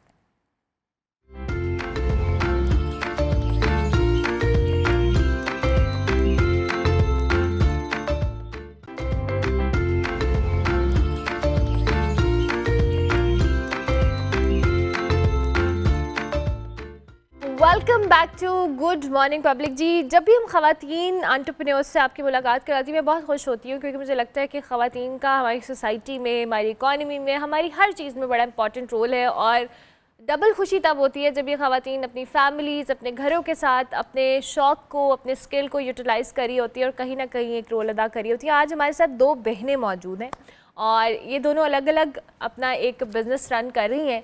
बड़ा इंटरेस्टिंग है जी। और सबसे पहले तो इनका जो पैशन और पर्पस है वो कंबाइन हुआ है और इन्होंने अपना जो एक काम है उसको स्टार्ट किया है। पहली मुलाकात जो हमारे साथ आपकी कराएंगे, आसिया हयात साहिबा मौजूद है हमारे साथ। रिवायती ट्रीट्स के नाम से अपना एक बिज़नेस रन करती हैं, उनको हम खुशामदीद कहते हैं। अस्सलाम वालेकुम, थैंक यू वेरी मच कि आप तशरीफ़ लाएँ। इसके साथ साथ हमारे साथ समन ज़िशान मौजूद है, इनकी बहन ही है, लेकिन ये जो अपना काम है वैक्स एंड क्ले के नाम से रन करी हैं और हैंडमेड चीज़ें हैं ये। इनका आपको भी हम मुख्तलिफ प्रोडक्ट्स दिखाएंगे भी, आपको भी हम खुशामदीद कहते हैं। अस्सलाम वालेकुम। अस्सलाम वालेकुम। कैसी हैं आप? मैं ठीक, अल्हम्दुलिल्लाह। अच्छा जी, और इसके साथ साथ किचन का रुख करेंगे जहाँ हमारे साथ साइमा बशीर साहिबा मौजूद हैं, शेफ़ हैं। अस्सलाम वालेकुम, वालेकुम सलाम। कैसी हैं आप? ठीक। आप क्या ठीक बना हैं? रही हैं आज आप? मैं डायनामाइट चिकन बना रही हूँ। इट्स ठीक एन है। एपेटाइज़र। तो इसकी हम एक साथ सॉस बनाएंगे जो स्वीट भी होगी, स्पाइसी भी और टेंगी भी। लवली। तो अभी आपने क्या प्रोसेस स्टार्ट किया थोड़ा सा अभी मैंने मैरिनेट किया चिकन को और उसको मैं फ्राई कर रही हूँ, फिर उसको मैं सॉस में कोट करके तो फिर सर्व करूँगी। तो आपने मैरिनेट किस चीज़ में किया और कैसे सॉस बनाई है ये भी बताइएगा। मैंने इसको मैरिनेट किया है, सॉल्ट एंड ब्लैक पेपर है, जिंजर गार्लिक पेस्ट है, उसके अलावा सोया सॉस है। इसके साथ मैंने इसको चिकन को मैरिनेट किया। अब मैं उसको फ्राई करूँगी और जो इसकी मैंने सॉस बनाई है उसमें मैंने mayo, ketchup, mustard, honey, hot sauce add किया, ब्लैक पेपर सीजनिंग किया, black pepper, salt, paprika powder वगैरह से। ठीक है, आप इसको फ्राई करके सॉस के जी, अंदर फ्राई डालेंगी? करके मैं इसको सॉस में कोट करूँगी और फिर सर्व करूँगी। और ये डीप फ्राई होगा, राइट? जी, डीप फ्राई होगा। लवली। चले आप अपना काम स्टार्ट करें। मीनवाइल हम आसिया और समीन से गुफ्तगू का आगाज़ करते हैं। पहले आपने अपना बिजनेस राइट स्टार्ट किया था, it's been 4 years. Just be 4 तो years। कैसे आइडिया आया, ये जो रिवायती ट्रीट्स है ये नाम कैसे आपने सोचा? जी, रवायती क्योंकि हमारा ट्रेडिशन, हमारी नानियाँ दादियाँ, ये ट्रेडिशन हम आगे कंटिन्यू करना चाहते थे। हमने अपने बचपन में ये चीज़ें खाई तो हमने चाहा कि हमारे बच्चे भी खाएं, फिर उनको खिलाएं पिलाएं। फिर हमने कहा कि क्यों ना इसको एक ब्रांड बनाया जाए। तो फिर हमने कहा कि इसको एक कमर्शियल लेवल पे लाया जाए। तो होम बेस्ड है, 100% प्योर और ऑर्गेनिक चीज़ें हैं। कोई आर्टिफिशियल फ्लेवर्स और प्रिजर्वेटिव्स इसमें कलर्स नहीं एडिड है, थिकनेस एडिड नहीं है। तो सबके लिए वैरायटी है। जो हेल्थ कॉन्शियस हैं उनके लिए बार्स और बटर्स हैं, इनमें नट्स और हनी एडिड है, नो शुगर। ठीक है। और जो बार्स है वो भी खजूर और हनी के साथ बाइंड किए जाते हैं। और ऑयल्स हमारे इतने प्योर हैं कि ये कंज्यूम भी कर सकते हैं और ये लगा भी सकते हैं। ओके। और क्या क्या प्रोडक्ट्स की वैरायटी है आपकी इस सारे बिजनेस में? किस तरह की, अभी जैसे आपने ऑयल और बार्स का जिक्र किया, उसके अलावा क्या है? ये हमारी शरबत हैं, ये कॉन्सेंट्रेटेड हैं, ये 1000 ml की बोतल है और इसमें जो है ना 25 to 30 ग्लासेस आप बना सकते हैं Okay. According to your taste. कौन कौन से फ्लेवर्स है ये? दिस इज़ बादाम का शरबत okay. And this is imli आलू bukhara and this is sardai. Sardai. Oh, and lovely. ये जो बादाम और सरदई हैं ये सर्दियों में भी यूज़ हो सकते हैं, गर्म दूध में, और गर्मियों में तो ऑब्वियसली ठंडे पानी में, चिल्ड दूध में। तो जो इमली आलू बुखारा वो चिल्ड वाटर में। समर्स एंड जी, ऑल दैट। ओके, summers में। परफेक्ट। अच्छा जी, आप मुझे बताएं समन, आप आसिया से इंस्पायर हुई या आपने खुद से प्लान किया कि नहीं अब मैंने अपने स्किल को अपने बिजनेस के अंदर कन्वर्ट करना जी, है? फैमिली में जब साथ होते हैं इंस्पिरेशन तो होती ही है। डेफिनेटली। तो साथ में कुछ क्रिएटिव भी थी, तो उसको फिर मैंने चीज़ें देखी कि कौन सी यूनिक चीज़ें हैं जिसको मतलब मार्केटिंग किया जाए और उसको अच्छे तरीके से लाया जाए प्लेटफॉर्म पे। तो फिर ये मुझे डिफरेंट आइडिया लगा कि वेडिंग्स तो होती हैं तो उस पे दूध पिलाई का जो होता है वो मार्केट में उस तरह के होते हैं जो आपको नहीं पसंद नहीं आते आते पसंद। I agree. तो ये मैंने अपनी सिस्टर के लिए बनाया था उसकी शादी के लिए। तो वहाँ से मुझे इंस्पिरेशन मिली कि मतलब कुछ डिफरेंट करना चाहिए। हाँ। तो अच्छा मुझे ये बताएं कि आपने स्टार्ट क्या इन्हीं चीज़ों से किया था या इसके अलावा? बिकॉज वैक्स एंड क्ले के नाम से आपका ब्रांड एक्चुअली पहले मैं कर रही थी कैंडल्स का और साथ क्ले इसलिए यूज़ हुआ, इयररिंग्स होते हैं क्ले के। ओके। तो वो मैं कर रही थी। तो फिर जैसे ही मैंने ये स्टार्ट किया तो इसका मुझे ज़्यादा मतलब रिस्पॉन्स मिला कि वो करने का भी टाइम नहीं मिला। ओके ओके, सो अब क्या क्या प्रोडक्ट्स की वैरायटी है आपके इस ब्रांड अब ये में? मेरे पास मेहंदी के वो सेट है, गजरे वगैरह जो मैं खुद हैंडमेड बनाती हूँ, ओके, और साथ ये दूध प्लाई के ग्लासेस हैं और ये पर्स हैं। Bags, okay. बैग्स, तो जी। मुझे ये बताएं, जाहिर है आप ये आर्टिस्टिक एक होना एक स्किल होती है, जी, जी। नेचुरली आप Naturally। इसको डेवलप या पॉलिश कर सकते हैं, लेकिन आप इसको अपने अंदर से खत्म ला नहीं नहीं कर सकते। सकते। तो आप मुझे ये बताएं कि आप कॉलेज स्कूल लाइफ से इतनी जी, जी, क्रिएटिव जी। थी, जी, और जी। आपकी एजुकेशन भी इससे रिलेटेड थी? नहीं, तो वो मेरी डिफरेंट है Different टोटली है, जी। okay। वो मैंने आईटी किया था, तो Okay। लेकिन मेरे अंदर पेंटिंग्स का मुझे काफ़ी शौक था, वॉल पेंटिंग्स इस तरह डिफरेंट कैनवस वगैरह पे, तो वो वहाँ से फिर पॉलिश होते होते and ये सो डू हुआ। यू हैव अ हेल्प, या ये आप अपना सारा काम खुद करती हैं? नहीं, अभी तक तो मैं खुद कर रही हूँ। खुद कर रही हैं, and how is the response? Very good, very good, माशाल्लाह। ओके। तो आसिफ साहब मुझे ये बताएं, जाहिर है आपने अभी नानियों दादियों का जिक्र किया, पहले ज़माने में आई रिमेंबर कि हमारे घर में हर चीज़ घर की बनी हुई होती जी, थी, बिल्कुल ऐसे और ही है। अब ओवर द काउंटर हमें बहुत सारे प्रिजर्वेटिव्स के साथ जी, चीज़ें जी। मिल जाती हैं। हाँ तो जी। आपने ये इंस्पिरेशन वहीं से ली? जी, जी, बिल्कुल। बिकॉज अब बहुत सारे लोग ऑर्गेनिक की तरफ जाना शुरू हो हाँ गए जी, हैं। हाँ जी, बिल्कुल ऐसे ही है। इंस्पिरेशन मेरी चाइल्डहुड से ही है, तो बस हम अपने बच्चों को भी यही साफ़ सुथरी चीज़ें खिलाना चाहते थे कि शुगर मतलब कि ठीक है हो, पर ये कि फ्लेवर्स और प्रिजर्वेटिव्स, कलर्स वगैरह चीज़ें ना हो उनमें। तो आप ये सब खुद करती हैं या आपने? टीम वर्क है, एक Teamwork। फुली एस्टैब्लिश टीम हो गई है अब माशाल्लाह, माशाल्लाह, अल्हम्दुलिल्लाह। lovely। तो ये कि it's a team work, obviously everybody has a department जिसने हर एक ने अपना और आप सुपरवाइज करी होती हैं और आपको जी, जी, पता होता बिल्कुल। है। Yes, first I was in manufacturing, पर ये कि अब सुपरविजन है, तो अल्लाह का शुक्र है, अल्हम्दुलिल्लाह बड़ा अच्छा जबरदस्त। तो हाउ इज द रिस्पांस है। रिस्पांस, लोग कितना इंटरेस्टेड हुए, और ओवर टाइम आप, it's been 4 years now. Struggle था, जाहिर है लोगों को ऑर्गेनिक की तरफ लाना, एक ट्रस्ट भी तो बिल्ड करना होता है कि टेस्ट कैसा है, ऑनलाइन है सारा कुछ, तो ये कि first it was a struggle, but अल्हम्दुलिल्लाह अब जैसे टाइम आगे आता जा रहा है, लोगों को अवेयरनेस होती जा रही है, तो इट्स गेटिंग बेटर। तो आपके घर में तो हर चीज it will be organic, right? बिल्कुल तो ये तो फिर सबके घरों में यही चल रहा होगा। बिल्कुल ऐसे ही है। इसी तरह से जो है ना ज़्यादा हमें इंकरेजमेंट मिली, क्योंकि नेबर्स ने ट्राई किया, फैमिली में ट्राई किया, तो बहुत ज़्यादा लोगों ने अप्रिशिएट किया कि, और सिर्फ अपर क्लास को हम केटर नहीं कर रहे हैं, मिडिल क्लास को भी केटर कर रहे हैं कि जो लोग अफोर्ड कर सकते हैं, जो नहीं भी कर सकते वो भी अच्छी चीज़ें खाएं, रीज़नेबल प्राइसेस रखी हुई हैं इनकी, ओके। तो कि सारे न्यूट्रिशन एंजॉय कर सकें। तो ये देसी घी है? जी, जी, देसी घी भी है? जी, बिल्कुल ओके, देसी वाओ। और आपके पास ये शरबत है, और ये आगे बॉक्स में क्या है जो बाहर ये से? चटनी है, चटनी है, आलू बुखारे की आलू बुखारे की चटनी चटनी है। है। अच्छा, इनकी शेल्फ लाइफ क्या है आसिया साहिबा? शेल्फ लाइफ इनकी कम है, कम है, ओके। बिकॉज ऑब्वियसली प्रिजर्वेटिव्स नहीं है बिल्कुल इनमें, सही है। रेफ्रिजरेटर के बगैर हमारी चीज़ें नहीं रहती ठीक है। मोस्टली। घी तो बाहर रह जाता है, बार्स भी, हनी, ये सब ऑयल्स भी ये बाहर रह सकते हैं, बाकी शरबत और चटनियाँ वगैरह ये रेफ्रिजरेटेड रखते और हैं। इसमें कितना आप टाइम इसकी? 6 वीक्स, ओके, हाँ जी, 6 to 8 वीक्स का होता है आफ्टर ओपनिंग। आफ्टर ओपनिंग हाँ आप जी, पर 6? रखने अपने रेफ्रिजरेटर में। ओके ओके, बाकी ये कि हमारे अगर आप पेज को विजिट करेंगी तो वैरायटी उसमें बहुत ज़्यादा इतना सारा ला नहीं सके हम। जाहिर है, जाहिर है। बटर्स 4 हैं, चटनियाँ 4 हैं, ऑयल्स भी 4 हैं, शरबत संदल का भी है। अच्छा, हाँ ओके। जी, काफ़ी सारी और तो चीज़ें अभी हैं। इस समर्स के अंदर ज्यादा किस चीज का? शरबत। शरबत? शरबत People prefer कि ये वाली? people love the शरबत। लव द शरबत, अल्हम्दुलिल्लाह, ओके, yes। लवली। तो अच्छा, मुझे अब आप बताएं समीन, ये जो हैंडमेड चीज़ें हैं, बहुत सारे लोग अब इसकी तरफ आए हैं, और जी। ख़वातीन के लिए जो मैनेज करना होता है, जाहिर है आप घर पे होंगी, जी। यू हैव अ फैमिली, आपने जी। इस चीज़ को भी मैनेज करना है, कितना टाइम लगता है इस तरह की हैंडमेड चीज़ों को बनाने? स्टार्ट में तो मुझे काफ़ी टाइम लगता था, मतलब 2-3 आवर्स लग जाते थे एक प्रोडक्ट को बनाने में, Okay। पर अल्हम्दुलिल्लाह अब मतलब 1 आवर के अंदर एक कंप्लीट सेट बन जाता है। बन जाता मतलब है। इतना वो हाथ पे Practice हो प्रैक्टिस गई हो है। गई है कर करके।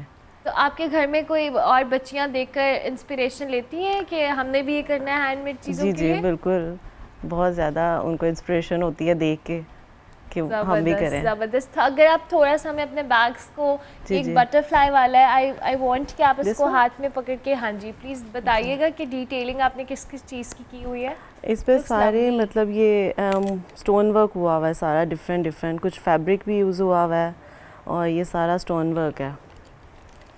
कुछ मतलब ये वाले तो स्टोन्स वैसे ही मिल जाते हैं, पर कुछ ये वाले जो हैं इनको बनाना पड़ता है खुद हाथ से। स्टोन्स को बनाना पड़ता है? जी, ये सारे मिक्स करके फ्लावर्स, वाओ, जिस तरह ये बटरफ्लाई भी बनी हुई है इस पर, ये भी ओके इस तरह से। Lovely, it looks really nice, बहुत प्यारा। अच्छा, जाहिर है अब लोगों के अंदर मुझे लगता है जो हैंडमेड चीज़ें हैं, पीपल आर मोर इंटरेस्टेड कि वो यूनिक होती हैं, तो वो लोग कहते हैं कि हमारे पास यूनिक चीज़ें ज़्यादा हो। हाँ, तो आपकी जो टारगेट ऑडियंस है वो कौन है? लड़कियां हैं, ख़वातीन हैं? ये तो चले शादी के लिए तो एवरीबडी लव्स इट, लेकिन जो बैग्स आप बना रही हैं, क्लचेस या purses? Both of them. Both of them? कई मतलब लेडीज़ भी जो हैं वो भी ऑर्डर करती हैं, और जो गर्लिश है वो अपने हिसाब से फिर कलर सेलेक्ट करती हैं, डिज़ाइन सेलेक्ट करती हैं, कस्टमाइज़ करवाती हैं, क्या इस तरह से कर दें, इस तरह से कस्टमाइज़ कर दें उनको। बिल्कुल ठीक है। अच्छा आसिफ, मुझे ये बताएं कि ज़ाहिर है जब आप होम बेस्ड को बिज़नेस स्टार्ट करते हैं और उसके लिए बहुत सारे चैलेंजेस होते हैं, आपने जब स्टार्ट किया था व्हाट वर योर चैलेंजेस और आपने किस तरह से उसको ओवरकम किया? My challenge was handling the pressure. Okay. ज़्यादा अगर बल्क में चीज़ आ गई तो उसको मैनेज कैसे करना, उसका एक इंग्रेडिएंट सेट करना है, तो क्रिटिसिज्म काफ़ी आपको फेस करना पड़ता है टेस्ट को एनहांस करने के लिए कि कोई कहेगा कि चीनी ज़्यादा, कोई कहेगा कम है, जो भी जैसे आपको वो हैंडल करना पड़ता है, उसके हिसाब से अपने आप को एडजस्ट करते हैं। बाकी के माई हस्बैंड वेरी सपोर्टिव अल्हम्दुलिल्लाह, वो फिटनेस कंसल्टेंट हैं, Okay. तो वो बहुत एडमायर करते हैं ये चीज़ों को, सो फुल सपोर्ट, अल्लाह का शुक्र है जो स्ट्रगल्स थी वो ओवरकम की फैमिली सपोर्ट के साथ, शुक्र अल्लाह का, बीन अ लवली टाइम अल्हम्दुलिल्लाह। लवली, मुझे एक ब्रेक लेनी है, जब ब्रेक के बाद वापस आएंगे तो किचन से हमें खुशबू आना शुरू हो गई है और आसिया समीन हमारे साथ मौजूद है, इनसे हम और बात करेंगे। मिलते हैं ब्रेक के बाद।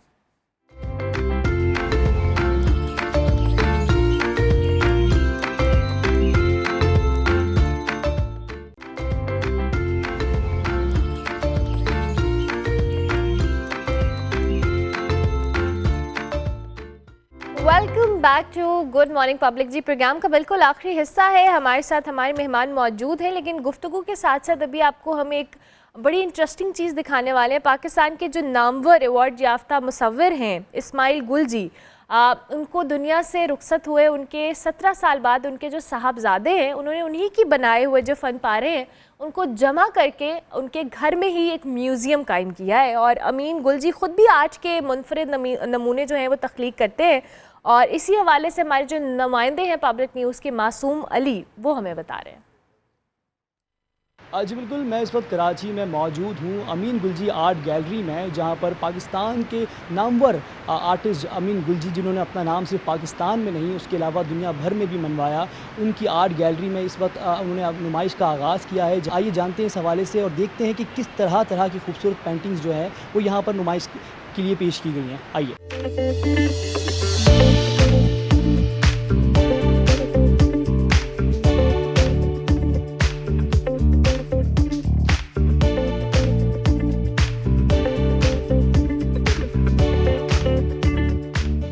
खूबसूरत से आपने स्कल्पचर्स देखे जिसमें आप देख सकते हैं कि काफ़ी सारी महारत जो है वो है, और ये पाकिस्तान के नामवर अमीन गुल जी, जिनका नाम ना सिर्फ पाकिस्तान में बल्कि पूरी दुनिया भर में मशहूर है, उनके बनाए हुए ये स्कल्पचर्स हैं। और मैं इस वक्त अमीन गुल जी आर्ट गैलरी में मौजूद हूँ, उनसे बात करेंगे इस बारे में। थैंक यू सो मच अमीन साहब, जो आपने मुझे टाइम दिया। आपकी अभी जो एक बुक भी पब्लिश हुई है उसके बारे में जिक्र कीजिएगा, और ये जो मुख्तलिफ जो आपने इतने सारे स्कल्पचर्स बनाए हुए हैं, कितने सालों से आप बना रहे हैं, इसके बारे में भी बताइएगा सर। जी, अभी मेरी एक किताब पब्लिश हुई है स्कीरा से। स्कीरा एक बहुत बड़े इटालियन पब्लिशर हैं, उन्होंने मेरी बुक निकाली तो आई वाज वेरी ऑनर्ड कि उन्होंने मुझे चुना, और उन्होंने किताबें की हुई पिकासो पर, मटीस पर, तो मेरी उन्होंने 413 या कुछ सफ़ों की किताब निकाली है मेरे करियर के ऊपर। देखिए जी, मैं कोई जवान आदमी नहीं हूँ, मैं तकरीबन 35 ईयर्स से काम कर रहा हूँ पाकिस्तान में एंड अब्रॉड। मेरी रहाइश तो कराची में, ये मेरा होम बेस है, ये मेरा गाँव है, जिससे सब कुछ काम होता है। उसके बाद मैं जिधर भी मैं बाहर ले जाता हूँ जी, स्कल्पचर, परफॉर्मेंस और क्यूरेटिंग। स्कल्पचर और आर्ट इंस्टॉलेशन का जो जज्बा है, ये आपको कहाँ से आया, कब शुरू हुआ, इसके बारे में ज़रा बताइएगा। हमारी तो ज़िंदगी शुरू हुई जब इंटरनेट भी नहीं होता था, राइट। और देखिए, मेरे वालिद साहब की ख्वाहिश थी कि मैं आर्टिस्ट ना बनूँ, तो मैंने इकनॉमिक्स पढ़ा येल यूनिवर्सिटी से, अमेरिका से, और फिर मैंने एक और डिग्री ले ली आर्ट हिस्ट्री में। उसने मेरी ज़िंदगी को ख़राब कर दी। तो फिर मैं वापस आया, आर्ट की दिलचस्पी हो गई, मुझे कुछ मुख्तलिफ चीज़ करनी थी। मेरे वालिद साहब वो पेंटर हैं, तो मैंने स्कल्पचर की तरफ तवज्जो कर दिया। सर मुझे इसके अलावा म्यूज़ियम के हवाले से ये बताइएगा कि म्यूज़ियम में इस वक्त आपके स्कल्पचर के अलावा आपके वालिद साहब की क्या क्या जो आर्ट से रिलेटेड चीज़ रखी है उसके बारे में? जी, इस साल हमने मेरे वालिद साहब का म्यूज़ियम खोला है, तो गुलजी म्यूज़ियम। उधर तकरीबन 300 कुछ उनका काम है और 17 हिस्सों में मैंने इसको क्यूरेट किया हुआ है और काफ़ी कमरे हैं और आप ज़रूर जाके उनका काम देखिए। ये बताइएगा हमारे व्यूवर्स को कि जब कभी आप कोई नया आर्ट बनाते हैं, कोई नया स्कल्पचर बनाते हैं, तो उसका का प्रोसेस क्या होता है, आपका माइंडसेट क्या होता है? ये हर स्कल्पचर का एक अलग प्रोसेस होता है और मैं कभी स्केच और ड्रॉ करता भी नहीं, मैं डायरेक्टली काम करता हूँ। पर हर स्कल्पचर का एक और प्रोसेस होता है। कभी कभी एक आइडिया होती है बिल्कुल टाइट दिमाग के अंदर, कभी कभी नहीं होती, एक किस्म की आइडिया होती है, उस पर आदमी चलता है। काम करने के वक्त मुझे आइडियाज़ मिलते हैं और ये नहीं होता मासूम साहब के हर वक्त काम कर लिया तो बन गई कोई चीज़। बहुत दफ़ा ये होता है कि कुछ भी नहीं बनता और ये भी मज़ा है। आदमी गलतियों से ज़्यादा सीखता है। जी, ताल्लुक़ है अपने आप का ऊपर से, वो एक प्राइवेट रखता हूँ। बट मैं यही कहूँगा कि मेरा काम मेरे ऊपर है, मेरे बारे में, मेरी दिलचस्पियों के बारे में। मेरा काम मैं हूँ, मैं मेरा काम हूँ, आई एम माई वर्क। अगर मैं आपसे ये पूछूं कि अगर हम बात करें पाकिस्तान में जो कंटेम्प्रेरी आर्ट है, क्या देखते हैं कि किस तरफ जा रहा है, वो उस हवाले से क्या कहना चाहें? ये तो मुझे खुशी है कि हमारे मुल्क में इतने ज़्यादा आर्ट स्कूल्स हैं, इतने आर्ट स्कूल्स हैं हर जगह, खाली लाहौर कराची में नहीं है, गुजरात में, मीरपुर ख़ास में, सब जगह है। तो देखें, जो ज़रूरी चीज़ है ना मासूम साहब, जैसे आप नौजवान हैं, राइट, जब भी ये नौजवान निकलते आर्ट स्कूल से, उनका क्या होता है और उनको हमें जो नए स्टूडेंट्स निकलते हैं उनका हमें ख्याल रखना चाहिए, सपोर्ट देनी चाहिए। हम गवर्नमेंट पर खाली रिलाई ना करें, प्राइवेट सेक्टर भी है, हमारे अवाम भी है।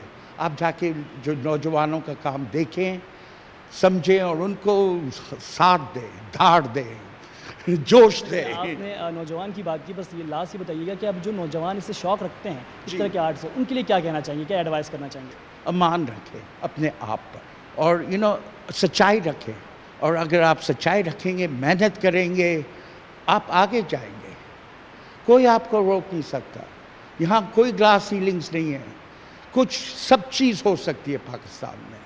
जैसा कि आपने सुना कि इनका यही कहना है कि एक आर्टिस्ट जो होता है उसे अपने ऊपर फेथ होना चाहिए और जो काम कर रहा है उसे भरोसा होना चाहिए कि जो काम कर रहा है उसे एक वक्त में आकर दुनिया जो है ज़रूर मानेगी। और इनका यही कहना है कि नौजवान जो आजकल आर्ट की तरफ हैं और इस तरह के आर्ट्स में शौक़ रखते हैं, वो अपने काम में दिल से काम करें और किसी भी चीज़ को लेकर डीमोटिवेट ना हो। और इस तरह के नौजवानों को आगे से हमें प्रमोट करना चाहिए, चाहे वो प्राइवेट सेक्टर हो या फिर गवर्नमेंट सेक्टर है, उन्हें फैसिलिटेट करना चाहिए। और साथ ही साथ आवाम है, उन्हें भी उनकी जो आर्टिस्ट की जो काम है, उनके नमूने हैं, उन्हें आकर अप्रिशिएट करना चाहिए। जी, थैंक यू वेरी मच मासूम अली, बहुत शुक्रिया कि आपने इस हवाले से हमें बताया। अच्छा जी, चूँकि आसिया और समीर हमारे साथ मौजूद हैं, मैं चाहूँगी अपने अपने बिजनेसेस के हवाले से, मैंने भी सवाल आसिया से भी किया था कि जब आप स्टार्ट कर रहे होते होम बेस्ड बिजनेस तो चैलेंजेस होते हैं, व्हाट वर योर चैलेंजेस?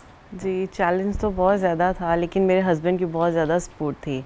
उन्होंने मुझे बहुत इनकरेज किया कि करो, तो उनकी सपोर्ट से मैंने ये किया। चैलेंज तो मेरे बच्चे, मतलब मेरे जो बच्चे हैं वो छोटे हैं अभी, तो उनका मुझे बहुत ज़्यादा होता था। हाँ, तो इसीलिए फिर हस्बैंड की सपोर्ट के साथ मैंने काम किया। अमेजिंग। तो आपका प्लान है कि आपने फर्दर अपने इस बिजनेस को एक्सपैंड भी करना है और लोगों को सिखाना भी है? जी, इंशाल्लाह। Are you planning? जी, इंशाल्लाह। Okay, lovely. एंड आसिया से आप बताएं कि ऑब्वियसली ये वो स्किल है, वो चीज़ है जो कि नानियों से अम्मी में आती है, अम्मी से आगे जो के लिए ट्रांसफ़र होती है। Are you planning something like that? Definitely.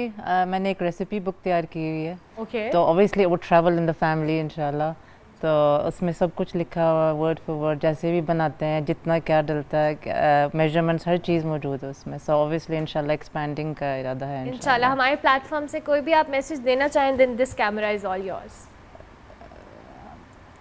regarding your business or anything.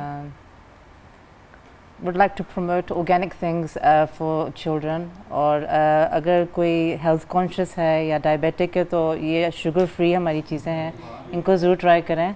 ये bars हैं, butters हैं, तो honey है, और भी चीज़ें हैं जैसे लवली. समीन, आप कुछ कहना चाहें? जी, you can visit the page. वहाँ पे आप मतलब ये डिफरेंट प्रोडक्ट्स आपको मिलेंगी. You can customize with any colour, any design. Lovely, thank you very much जी. रिवायती tweets and wax and clay. Asiya and Sameen हमारे साथ मौजूद थी जी, इनसे हमने आपकी मुलाकात करवाई. इन द एंड हम किचन में जाएंगे जहाँ पे साइमा बशीर साहिबा के डायनामाइट चिकन रेडी हो गया है, राइट? इसकी फाइनल प्रेजेंटेशन जी दिखा दें डायनामाइट चिकन की. और अच्छा, ये sauce is like sour, tangy और व्हाट? स्पाइसी भी है और सावर भी है, हॉट भी है, और इसमें एक टैंगीनेस भी है क्योंकि different type of sausage. Hot sauce है, सराचा है जी, और इसमें जो स्वीटनेस है वो हनी की वजह से आई है. ओके. तो इट्स तो मुझे ये बताइए, आपने बोनलेस चिकन में किया है या आपने विद बोन किया है? नहीं, बोनलेस चिकन है, थाई का है. ओके. ब्रेस्ट का चिकन जो होता है वो थोड़ा सा ड्राई होता है एज़ कम्पेयर टू थाई, तो मैंने थाई का चिकन यूज़ किया. और आप, बहुत सारे लोग इस सॉस को प्रॉन्स के साथ भी यूज़ करते हैं, हाँ वो जी, क्या? प्रॉन्स. जी जी. Okay, lovely. Thank you very much Saima साहिबा, बहुत शुक्रिया. जब उम्मीद करते हैं आपको आज का हमारा शो पसंद आया होगा. हमारे साथ आज बहुत सारी ख़वातीन थी जो अपने अपने तौर पे एक्सेल कर रही हैं, और मैंने भी इनको रिवायती ट्वीट्स और वैक्स एंड क्ले आपको पेजेस आप विज़िट करें अगर आपको इनका काम और इनकी चीज़ें पसंद आती हैं. डू सपोर्ट लोकल ब्रांड्स, ये बड़ा इंपॉर्टेंट है. और इसके साथ साथ जी कोशिश करें कि हमें भी फीडबैक दे दें हमारे सोशल मीडिया हैंडल्स पे. मेरी आपसे मुलाकात होगी कल, तब तक के लिए अल्लाह हाफ़िज़.